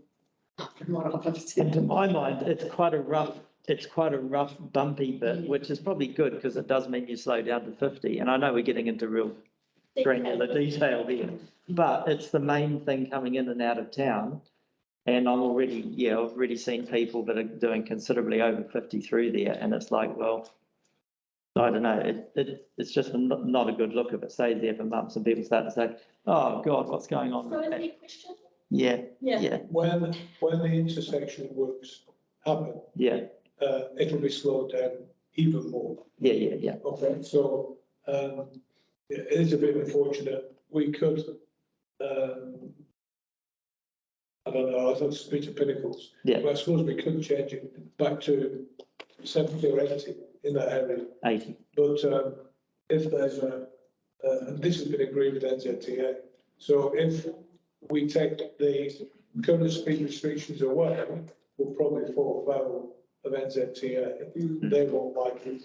And I just wanted to raise that as a potential issue. I agree, it is an issue. Yeah. And do people ignore the 50? Well, I do. No, I do, but I know it's there, and I've seen people in front of me brake because of the unevenness of the ground. I suppose we could take the 50 k's away and then put a sign there saying uneven road. But what's the difference really? It's unfortunate, Martin, and I'm not happy, but unfortunately, trying to motivate PABCO and Chorus to suit our programme initially. It was like. And Waka Kotahi as well. I realise you guys are dealing with multiple agencies that. And iwi as well. Right. And iwi will be heavily involved from a monitoring perspective on that board when the other groups start. Right. Because there is, in the past, there's been some skirmish in that area, and they want to make sure that if we do discover anything, middens or bones or whatever, so there'll be a very monitoring from iwi to supervise the work. So have we got any more questions? Yes, just, it's a very specific question, Andrew, because it's about the library budget. Because I see that we've got 6 weeks until the end of the year to spend more than half of our library budget. So I'm really just asking, do you need any suggestions what to buy? What is it? Would you like to comment on it? Supply delay.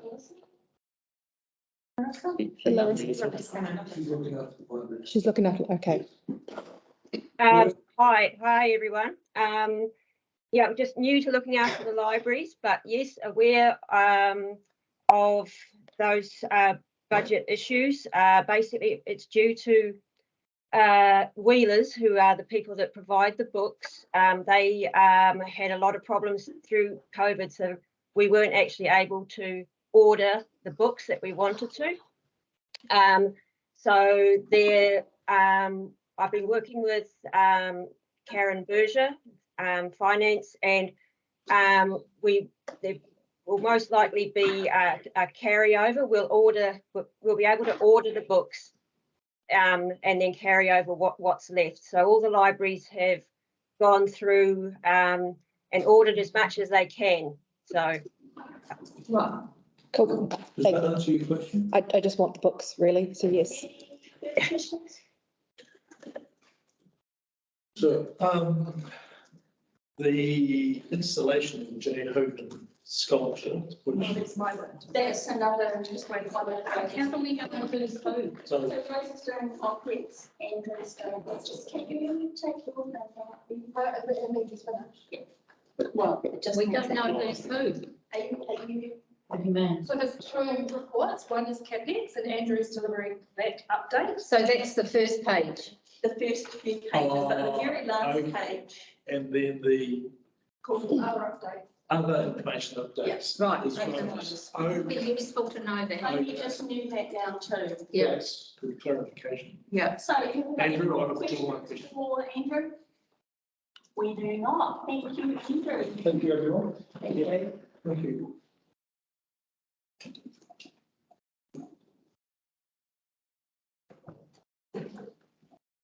So now we're going to have Rose and anybody who's got any questions on SCP.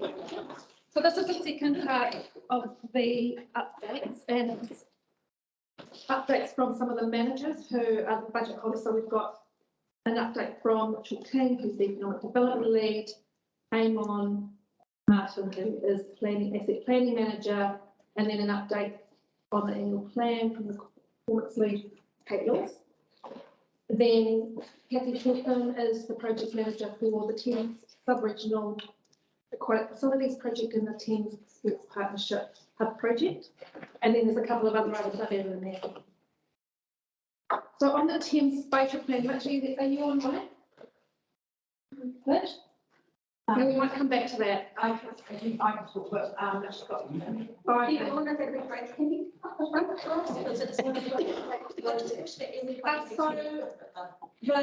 and you'll see there the actions that were completed, so Mitch provided that information, and he texted me this morning to say he's got COVID.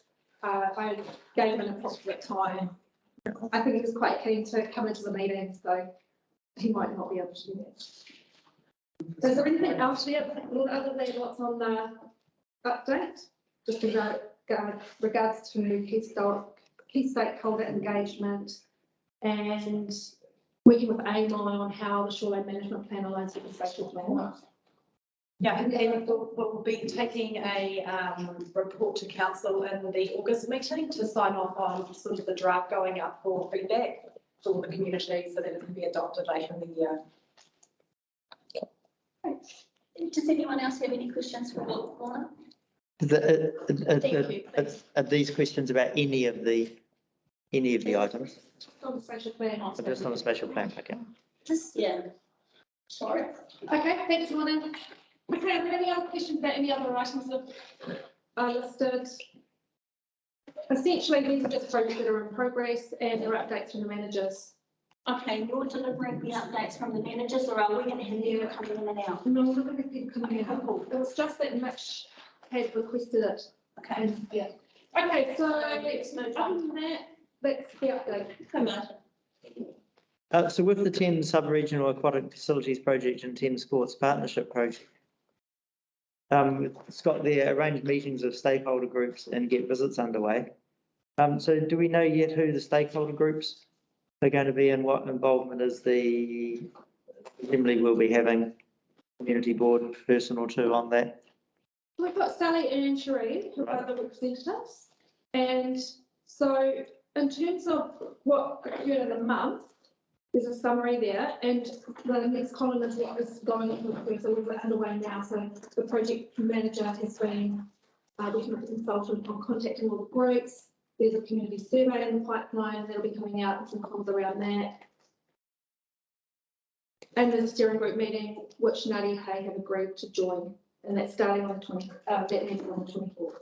So you're talking about Nadia Hay from Sorry, Nothing Maru. Yeah, Nothing Maru have confirmed they are having a representative on the steering group. And the steering group is consisting of a mix of staff and community and you guys and okay. On 24th of May, I'll be in council deliberations. So I'll be an apology. Right, any other comments? Okay. So we just have an update on the J. Hogan sculpture. Yes. Installation, which has been ready for. Yes, the report came to the board last year and went through the process. The plant is very heavy. We're talking a couple of tons. The Thames Public Art Trust were advised that they needed the design certified by an engineer, and that hasn't been done. So they're just doing that now. Yeah. I've been in contact with them in the last week. But it's close. So, Sorry, Martin. yeah, I mean, I've had a number of engagements with the Thames Public Arts Trust, and to say that their morale is low is probably something of an understatement. They've got 3 sculptors they want to get going, and yeah, they're just frustrated by how long stuff is taking. Can I just ask you to clarify how long what is taking stuff? What is to get the sculptures mounted in the appropriate places. I mean, this is a group that's raised money. We've given them money. Trust Waikato have given them money. So we've in a way we've said yes, we want these sculptures. Cool. They've gone and built them, and particularly the Campbell Street one. I mean, that's been what, it's got to be close to a year. I believe that with that one, if the plinth wasn't a couple of tons, it would already be installed. It's just the engineering required certification. They were told that last year. We've worked with them as fast as we could. Yeah. On the other ones, we asked them to wait until the J. Hogan sculpture has been installed, and then we can put our energy and resources into the sculpture trail on the Hauriki Rail Trail. They don't like that idea at all. So the latest thing that, well, I have been in contact with them this week to arrange a presentation to the Hauriki Rail Trail Trust, which is a key stakeholder. And that's on the 27th of May. So the Hauriki Rail Trail Trust ideally would agree with the locations of the 3 sculptures. And that hasn't been, haven't had that engagement. An update, or I mean, the latest thing is that one of the sculptures isn't actually on council land, and I don't believe the Hauriki Rail Trail Trust has, or the Thames Public Art Trust has realised that. So this is actually a sculpture that's already in place. It's not. No. So what we've got is, and we have had a structure fall over, luckily at night when people weren't under it. So us having safe structures on our land is actually reasonably important. I think we all agree about that. Agreed. However, I think if I'm talking as an individual, when I've played my part in improving design, for the sculptures, I have not realised how much of our money we might need to be putting in to make it possible. So I think there's been a misalignment of expectation. I think it takes a long time the sculpture trail is not going to be something that we can achieve in a,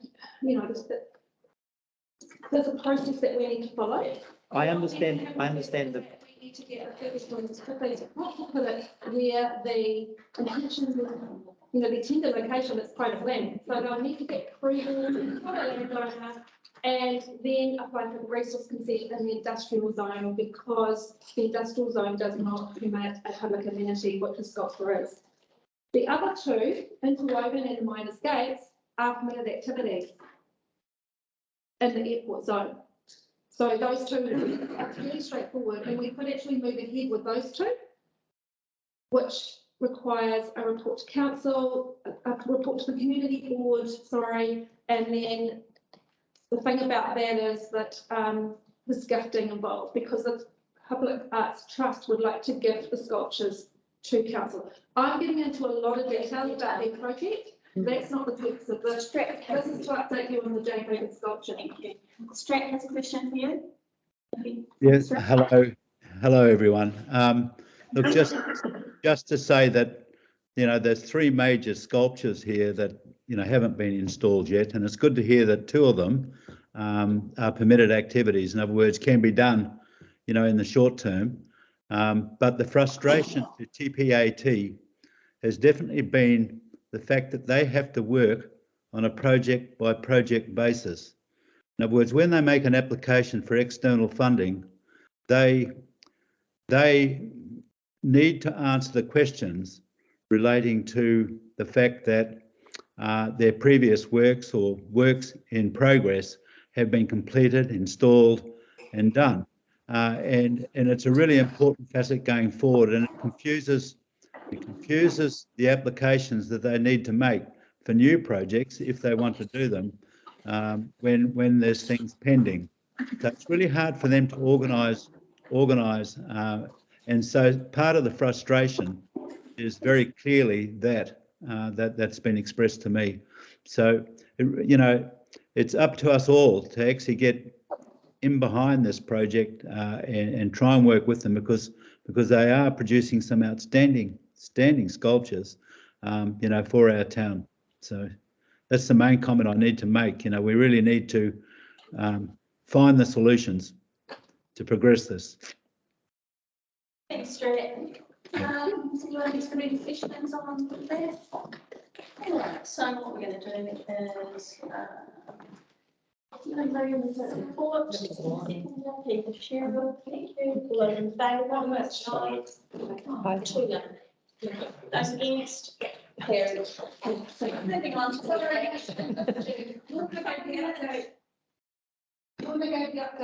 Lorna gave us your update, Mitch.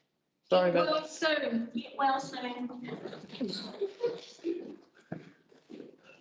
Yes, I'm mute. Poor thing. Oh. So you guys are all good then? Yeah. Thumbs up, buddy. Okay. Take All right care. then. Okay. Get well Bye. soon. Thank you. Thank you for all your work. So we're going to move on to 5.1, which is the action schedule. Movement is to receive the report, please. Yeah. Robin, thank you. All those in favour? Aye. Aye. Against? Carried. All right. Who's doing this? Usually, has anybody done? No, there's nothing to fit, it's all. Yeah. Gina is online if there is any clarification questions. However, there's nothing, let's move on. We'll vote. All right. Done that. All right, so 1.3 members report. We said 2 that we've received, so I think we've been a second, please. Oh, no, sorry, just a bit. There's 2 that we've received. I sent From mine by Peter email. and Strat. I sent mine by email. So we'll take them as read. Send yours?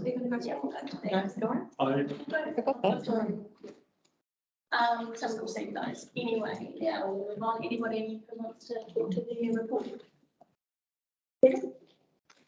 I don't have anything to add to what I've written. I'd just like to make one additional comment on an item in Peter's report, and that is the create the vibe section. Just to confirm that the next step is a report will come to the community board on the 22nd of June for consideration. And that's the timeline, and that's what it states on our website. At this point, there's nothing else beyond that until a decision is made. Sally, do you want to report? Just that council, we've done the easy part, which is to hear many submissions on the annual plan Tairua Skate Park, the location of food waste and how, whether that should be in the new contract, etc. Deliberations for that next week. So that's when it gets really hard. And so just to acknowledge that. And I probably cry. But I just want to publicly say that a few days ago I made the decision, and I've not cried yet, no, all right, thing. I'm sorry, I can all do it, laugh. Yeah, so I'm going to retire at this election. I made a decision back on Mother's Day, actually, over gin, world famous gin, which I support local. And it came to me really quickly, even though I think I've probably been mulling for some time. We've had interesting, and each day it feels like exactly the right decision. And so it's 33 years of continuous elections, either for local government or the health board. So I've had 2 lifetime partners, and my current one, my 27 years, he's never known me not in public life, and was readjusting last night. He was reading the Valley profile, and he was busy sorting out what could happen with the poo geckos at the airfield. And I said, you don't actually have to sort that, Mike. And so I think he'll need education about what he should be involved in or not. So that's my news. Feels really good for me. Been involved for a long time, and really appreciate all you guys and the staff. Huge. I've actually cried more for telling some staff than other people. So sorry I got so emotional, but that's part of me. I am emotional and really committed to doing my very best from now until October. So we'll probably increase intensity rather than lower it, because yeah, I'll be I'll be working really hard to make a really good contribution. So that's my news. Yeah. Thank you, Sally. Thank you very much. I don't want to say anything. Maybe on my throat. Cheryl, got your report? I sent it by email. And you're happy with it to be taken as read? And you don't Absolutely, just an issues really. I don't know about any others, but I haven't received that report. I haven't received that report. And Anybody else? I sent it to Strat, so I thought it would be disseminated by Strat. Did you And Rose? get it? No. So we can sort that. Okay. Basically, I've just attended the meetings and I've had some IT issues, and one of them has been that emails that I've sent out have bounced back when I've replied. So what's happening? But I did not send that out to everybody. I sent it to Strat and to Rose. Did you get it, Rose? Good, yeah. I think you did, right. So can I just ask you, Cheryl, can you talk to IT or ICT or anything about your requests? Because I haven't been having any, I don't know if anybody else has. I've talked to Rose about it and she was going to send it on, but I have just recently received something to say that I'm now on Microsoft Audio, whatever. And I wondered if that was to deal with the IT issue. That's just an additional service that Microsoft have bundled into Office 365. Yeah. So I didn't know what that was about, but anyway. Yeah. Sorry about that. People here that will help you with your machine. Okay, so Strat, we've mentioned procedures. Are you happy for us to take your report as read? Do you want to add anything to it? No, I'll just take that as being read and quite happy with that. Sally, just, you know, what a decision, and we'll catch up soon, as you know, and just to wish you all the best. Gee, what a contribution you've made to this Thames community. It has been just incredible. And you know, I'm a little bit emotional about your decision as well. I think, you know, good on you for making the decision, because it's not an easy decision, and one that I've made as well. And you sort of, you know that it's in all good hands. We hope that, you know, in the future everyone else will carry on the mantle in terms of how you have, and you know, I just wish you so well, and you know, yep, that's all I got to say. Really, really awesome. Yeah. Okay, so Mr. Ridley. My last month or so has been a lot of time and energy taken up with Thames Music and Drama Mamma Mia, which we've sold out our 8 shows. We open next Saturday, and I'll probably be spending the next week and a half down there getting all the technical side of stuff done. There was a note in the work schedule around the audio system for the Civic Centre, particularly the outdoor one, and at the dawn service, and then the mid-morning one. Apart from the fact that I didn't put a hymn on the playlist that I was controlling, but I took responsibility for that. It all seemed to go well, and people could hear it. Yeah. So that was good. Yeah, and yeah, lots of other meetings and things attended, but yeah, nothing of significance to report. Thank you. Thank you. It's been, I've noticed a shift recently, and a lot more of my people out in the wider community are having social engagement. So it's been quite nice, but a bit weird to go and, engage with people socially. But that's been really interesting, and it's been, I'm very pleased to say that most of my friends have taken the opportunity to bend the ear of their local friendly councillor about various issues. So I feel really connected to the ground at the moment, which is fantastic. I've reconnected somewhat with Age Concern, having, obviously taken quite a big chunk of my time off to care for Chris instead of working for them. But I've had a beautiful email. Dean and I both received this email yesterday from Glenys Bell, who's the manager of Age Concern. Just a bit of background. Last year, we were approached as a community board and as council about supporting the total mobility scheme, and the staff have been working very hard in the background to get that working. Age Concern Hauraki Coromandel is the local assessor for that. And when I caught up with the staff there a couple of weeks ago, they said that they've been pretty much run off their feet in terms of the amount of time that they've allocated to the total mobility scheme. And I ran into Jaspreet from Thames Taxis on Easter Sunday, and she was very excited to say that they'd had their very first Thames Mobility customer that day. So she was absolutely delighted, as was I. But I've received this beautiful email from Glenys, and there's an attachment to it, which is an email from a 94-year-old woman living in our community who is just thanking us and Age Concern in particular for the opportunity to apply for total mobility so that, and I quote, I can get back my independence. So it's obviously making a difference to people in our community already. And I think it's something that we as a board should not forget about and continue to support and really promote within our communities.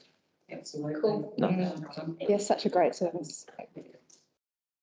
Okay, so now it comes round to me, and look, I have to apologise. I've spent probably about 6 weeks a little bit out of whack, or out of the public.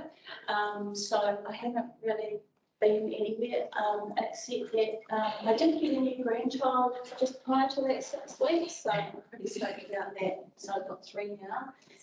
I have been just in the background working with Rose around the sports business case strategy stakeholder assessment, and I think it's going to probably come out really good for us. Cool. I just want to say thank you to you too, Sally. I've known Sally for 30-something years. I met Sally on a paper road up in Waiora with 2 little yappy dogs, and I had just moved there and met her at a gate, and we had a little chat. I'll never forget these little dogs yapping.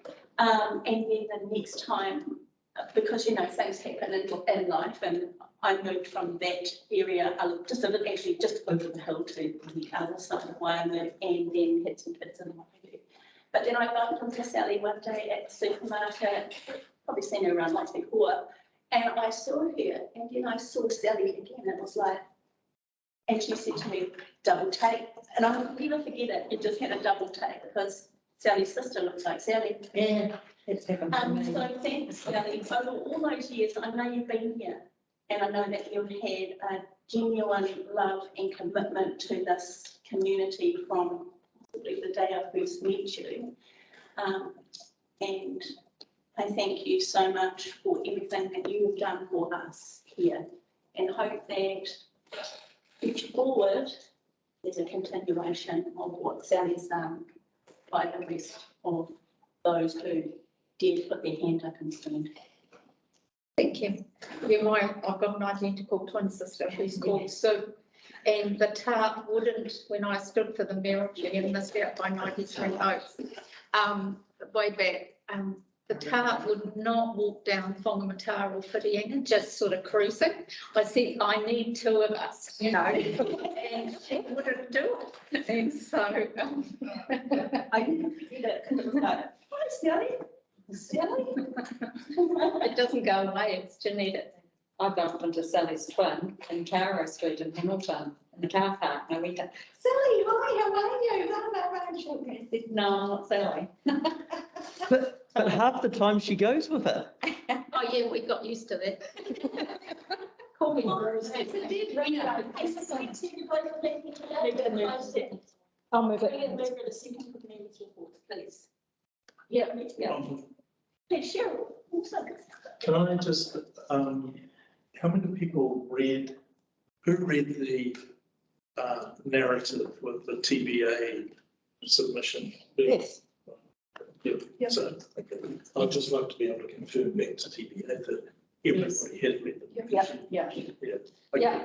Thank you. Yeah, like we read what we get. Yeah, I know, well, it's, yeah, but, you know. Yeah. It was a process. It's 4 pages. So small. It was only 4 pages. Oh, it's a Yeah, dream. We didn't even finish my cup I of got tea. to the end of it, like, no, it's at all. All right, so I'll close the meeting and thanks for staff for being here today as well. And let's close that meeting at 10:59.